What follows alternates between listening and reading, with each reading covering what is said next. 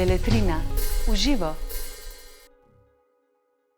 Pozdravljeni, danes se z profesorjem Alanom Širco pogovarjava o romanu Pod vulkanom, katerega prevod je ravnokar izšel pri založbi Beletrina.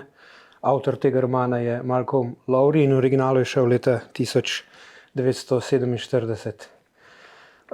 Zgodba romana pripoveduje o 4 likih, ki se znajdejo v nekakšnem ljubezenskem štirikotniku v Mehiki med obema vojnama. Glavni protagonist pa je vendarle izpostavljen, to je konzul, ki se utaplja v alkoholu, in se poskuša prebroditi to eksistencialno in alkoholno krizo. Zdaj, Alan, roman ima neko zanimivo pozicijo, se mi zdi, v literarni zgodovini. Nekateri ga kar malo odmislijo, drugi ga imajo kot za nekakšno dobro kurioziteto, spet tretji ga pač uvrščajo med najboljše romane v angleškem jeziku v 20. stoletju. Bi lahko mogoče to pozicijo malo bolj pojasnil? Ja, seveda, ta roman je bil, ko je bil izdan, 47.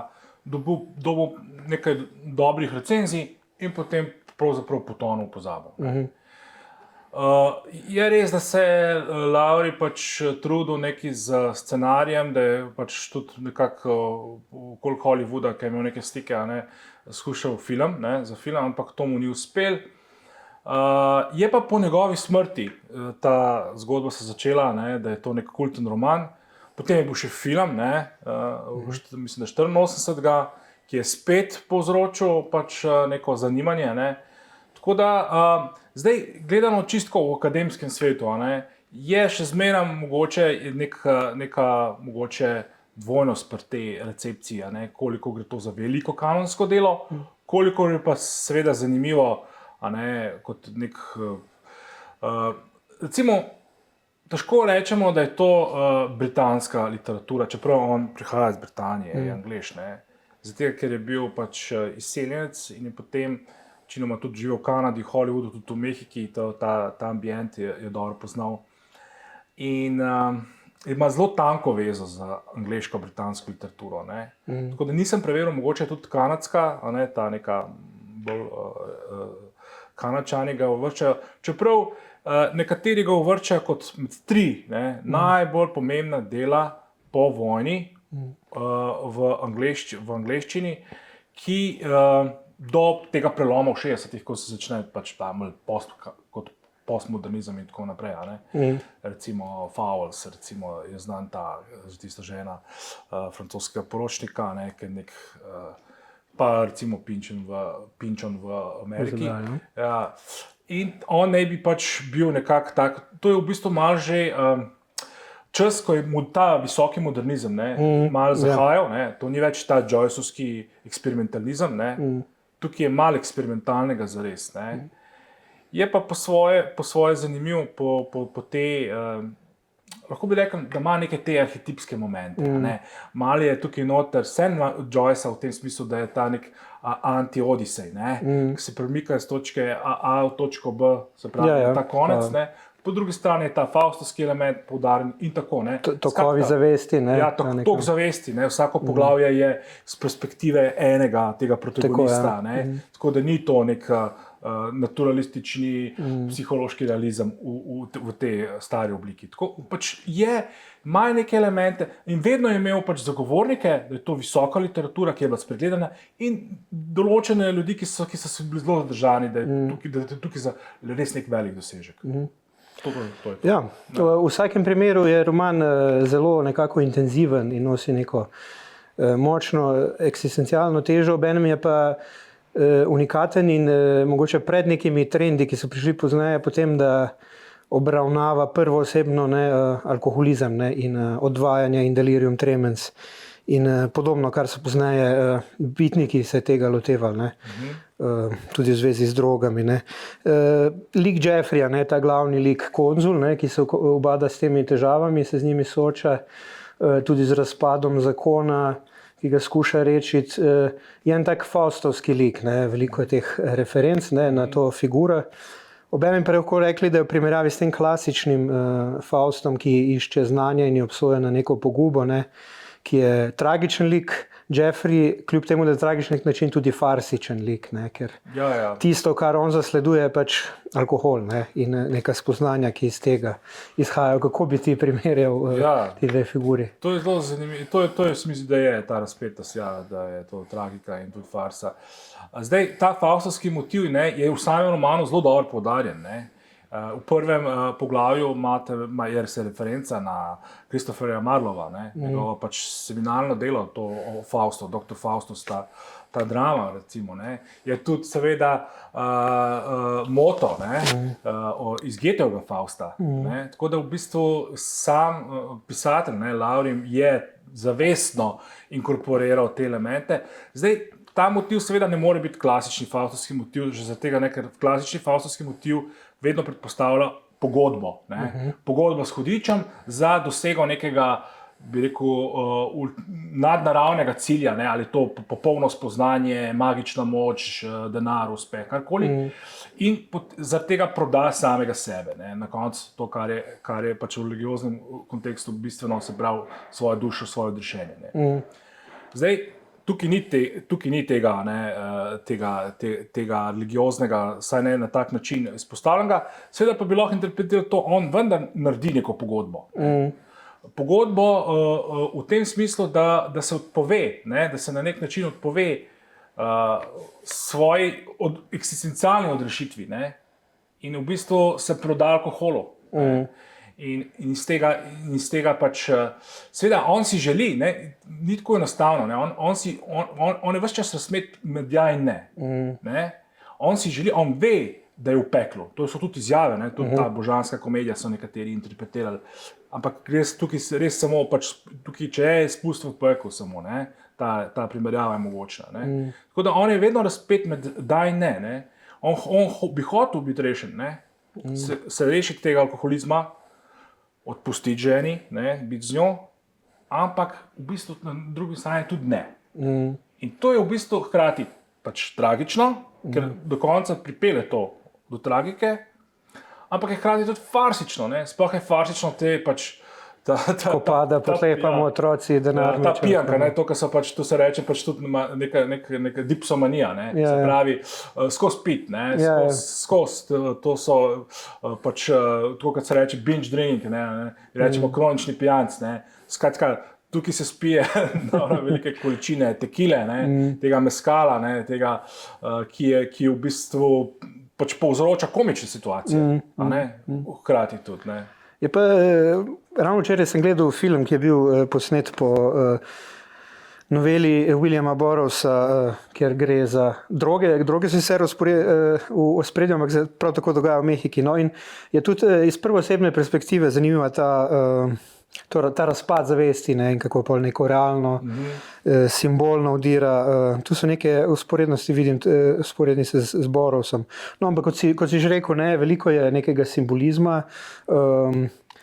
neko klasično izobrazbo, mogoče, da bi človek dojel ves ta simbolizem, zahteva je določeno pozornost, tudi religioznega, ne, na vse zadnje pa res se vseeno nekako želi dostopiti do znanja o kabali, ne, čeprav tega nikoli ne dokonča projekta. To nek ezoterični moment je sigurno navzoč, ne. Celo ta njegov polbrat Hugh ga nekako celo obsodi, da mogoče se ukvarja z magijo.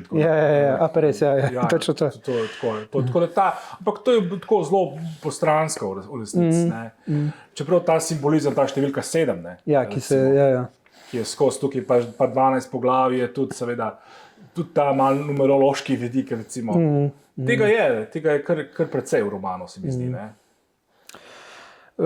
Se pravi, nekako se ta simbolni in realni oziroma realistični in simbolistični moment se zelo prelivata, ne, to bi treba poudariti, ne.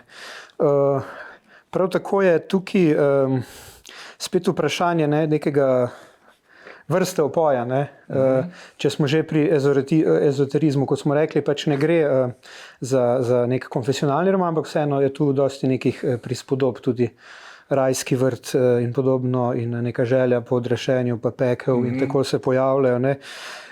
In to razmerje med duhovnim opojem in opojem, ki ga da substanca, tudi v zgodovini verstev ni čisto jasno in razločeno. Ne.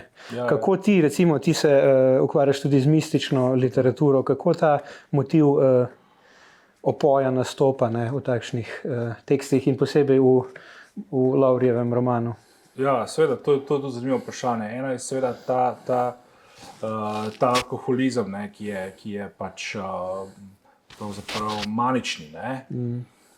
Po drugi strani pa pač seveda ta verski moment. Jaz mislim, da tukaj je v bistvu latenten zelo močen verski element. Ampak mogoče ni toliko v tem kontekstu, kot si mogoče ti nakazal v tem upoju, recimo v upoju, to, kar pač je v religioznem kontekstu vseh velikih verstev, imamo tudi ta vidik. Klej gre v bistvu, to je moja opaska, in to je sicer, da je v bistvu ena taka latentna protestantska teologija od zadaj. In to sem v bistvu postal pozoren, potem, ko sem šel preverjati ta moto. On ima 3 mota. Vemo, vsakič, ko avtor zbere moto, hoče nam dati nekaj nas hoče usmeriti. To je, tukaj se najbolj avtorska intenca kaže po izboru motov. In imate pač Antigono, jasno, pač tukaj ni treba dosti razlagati, imate Geteja, seveda pri Geteju na koncu pride do odrešenja, se pravi Marlovski je bolj lik, ampak potem je ta drugi zelo enigmatičen, to je John Bunyan. To je nek pisec puritanski iz 17. stoletja, ki v bistvu piše eno tako, lahko bi rekel, skoraj na pol mistično delo tega odrešenja, tudi ima tako neko baročno imaginacijo in tako naprej. Ampak je v bistvu ta teologija je zelo kalvinistična, tako kot pri vseh puritancih, in je v bistvu, bi rekel, deterministična. Kalvinisti v glavnem pravijo, da je pač vnaprej določeno, ali bo šel človek v pekel, ali se bo zveličil. No in ta, recimo, ta izbira tega mota je zelo pomembna, po moje. Piše: zdaj sem blagoval življenje psa in krastače, res veselje bi živel kot pes ali konj, kajti vedel sem, da nimata duše, ki bi se mogla pogubiti pod večno težo pekla ali greha, kakor se odtegne moja. Da, in čeprav sem to videl, občutil in se od tega lomil na koščke, je mojo žalost poglabljalo spoznanje, in to je zdaj ključno, da svojo dušo nisem mogel odkriti, ali se resnično želim odrešiti. Skratka, problem tega, ali jaz to sploh hočem, v končni fazi, ali jaz sploh hočem, da mi je v zadnji instanci dobro, ali vse nahajam nekaj, kot kondicion mene, kot stane človeka, da v bistvu se uničem. Ja, je tudi izrazit nek mazohističen moment v tem romanu. Gotovo. Obenem se pa vsi ti liki, ki so načeloma iz nekih, oziroma so glavni protagonisti nekih višjih slojev, pravzaprav samodestruktivni. Vsi se nahajajo v neki krizi smisla in čudni situaciji. Vsi imajo neke eskapistične pretekle, malo travme, ta Ivon, mislim, da ima z očetom, je bil oče težaven, tista Laruelle je tudi samo opeva to nostalgijo po mladosti. Hugh je na nek način povspetnik, zavira svojemu bratu. Tako, ja. Nek levičar, in tako naprej. Obenem se pa Hugh počuti neprestano kot, kako se že temu reče, pozabil sem angleški termin, ampak počuti se, kot da ni na pravem mestu, kot da ni sposoben v resnici za to vlogo, ki jo poskuša zastopati nekega levičarskega borca in novinarja, prej kitarista. Ampak a gre v tej njihovej sebičnosti, vsak je na svoj način nekako sebičen in omejen z svojo to travmo, recimo, a gre tu za nek duhovno-zgodovinski moment, a gre to za specifično, neko moderno, sodobno situacijo, eksistencialno? Ja, tukaj je zelo malo, to, kar so zdaj malo kazala, je ta družbeno-politični element tukaj važen. Roman se dogaja leta 38, ne, se pravi pred drugo svetovno vojno. Vice, ne, v romanu se čuti, tukaj so nacisti, ne, tukaj so fašisti, ne, španska državljanska vojna je izrazitega tukaj ključnega pomena, kot ta zgodovinski background. Ne. Zaradi tega političnega kleša se sploh lahko zgodi, da glavni lik umre. Zato, ker ga zamenjajo neka fašistoidna milica, ne, dobi dokumente njegovega brata v njegovem rekelcu, ne, in reče, ti si bolševik, ti si antikrist, smet, bum. Ne. Pač, to je ta družbeno-politična. In seveda, zadnje je pa izkušnja prve svetovne vojne, ne, in tudi ta je bil v prvi svetovni vojni in nek škandal s tem zvezi povezan in tako naprej. In je v bistvu tak apatično-pesimistični moment v zraku, ne, cela družba je gnila, nima smisla, vse se zdi, da gre v novo svetovno vojno. Ne. In to se v bistvu prelaga pol tudi na te eksistencialne usode. Zdaj seveda druga to branje je to, tudi zaradi teh vseh simbolizma, in včasih teh tudi nadrealističnih momentov, teh delirijev, teh halucinacij, ki jih ima ta Jeffrey, in tako naprej. Prvo vprašanje, če se pač da roman brati alegorično, v tem smislu, pač to je to, koliko lahko se pač ta Jeffrey je nek slehernik, ki predpostavlja to dramo človeka, vključeno v dramo pač tega duhovno-zgodovinske usode Evrope, zahodnega sveta, ki je ujet med dvema tam, med neizbežnostjo, tukaj je ta fatalizem je v tem romanu, med neizbežnostjo ob dvema vojnama. Ker na koncu, če pogledamo, in to sem videl, to sem na hitro prebral pri eni recenziji, so učitelj temu romanu ta mehanistični fatalizem. Da mi že vse vemo, da bo propad. In ni enega zelo organskega razvoja. Tudi pri glavnem liku, tisto, kar se zmeraj sprašujemo. Vse se odvija v enem dnevu. Vse se odvija v enem dnevu, to je Joyceovski tudi moment, pa ta Cuernavaca, to mesto, ta vulkan. Karnevalski nek malo. To je največji karneval, mrtvih tam dol. In v bistvu vse mora iti v Franže. Na koncu se mora vse uničiti. To je ta feeling, ki je že odskok navzoč. In ima malo tega spet kalvinističnega, determinističnega, fatalističnega elementa. Ja, zelo zanimivo je tudi to, da je v resnici protagonist posvojen iz Indije, se pravi nekega kolonialnega ozadja, okolja, pri čemer on sam pravzaprav v svoji službi konzula na nek način zastopa to vlogo nekega, čeprav razpadajočega imperija, ampak vseeno pač vnaša nek svoj ta hedonizem v neko drugačno okolje in podobno. Tudi ta, recimo, to bi bilo zanimivo. Tragično. Nek postkolonialni element, ki bi ga lahko tukaj videli noter v tem romanu, ki bi bil atraktiven. Skratka, sigurno je dovolj odprto delo, da se da interpretirati ga zelo različnih tudi v bistvu vidikov in je tudi danes pač zmeren predmet pač razprav in tako da mislim, da vendarle to, da se je znašel tudi na teh seznamih, ki popularizirajo te 100 najboljših romanov. Pač je med 100 najboljših romanov po nekih listih. Tako je. Zdaj bo mogel pa najverjetno bralec pa bralka sama presoditi, a je to eden izmed 100, res med 100 najboljših.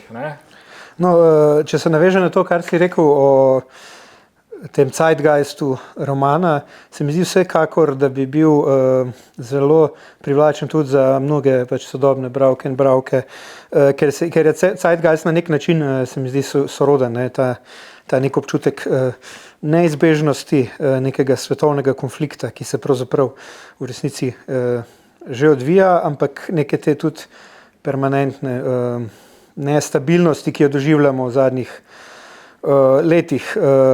Obenem pa gre v prilogo pač te neki literaturi nastajajoči, ki se ukvarja tudi z učinki, sintetičnih drog in podobno.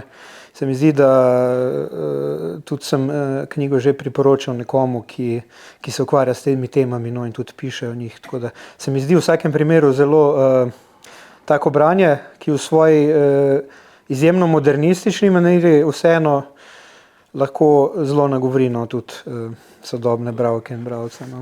Ja, se strinjam. Ok, hvala Alen. Beletrina. Uživo.